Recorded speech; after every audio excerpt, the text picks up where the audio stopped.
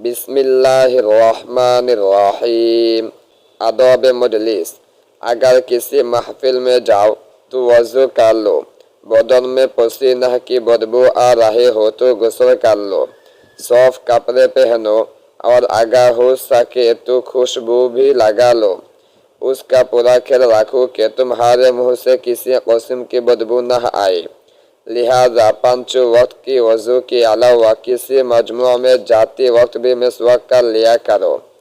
मजलिस में अलग अलग टोलियाँ बनाकर न बैठो, बल्कि एक हल्का बनाकर बैठो। नमाज का वक्त हो तो सफ में बैठो। हल्का बड़ा बनाओ, खोल कर बैठो। एक दूसरे में खंस कर और सिमट कर मत बैठो।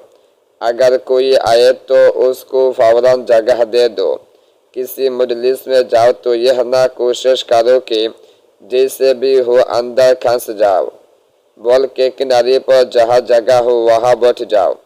मूंढों और कंधों को फांदते हुए जाना बदतमीज है। किसी को हटा कर उसकी जगह बैठ जाना बेनादानी है। मजलिस में काना फूसे मत करो।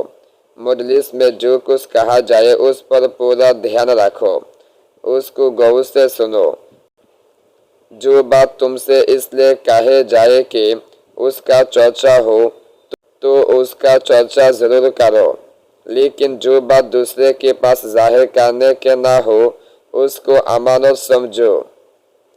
लोगों के पास कहते मत फिरो। अगर कुछ आदमी अलग बातें कर रहे हो तो उनकी इजाज़त के बगैर तुम उनकी बातों में दाखिल न दो, और अगर बातें आहिस्ता आहिस्ता कर रहे हो तो तुम उनकी बातों पर कान मत लगाओ। ऐसे जगह न बैठो कि तुम्हारे ऊपर कुछ धूप और कुछ सया हो, उससे तबीयत खराब हो जाता है।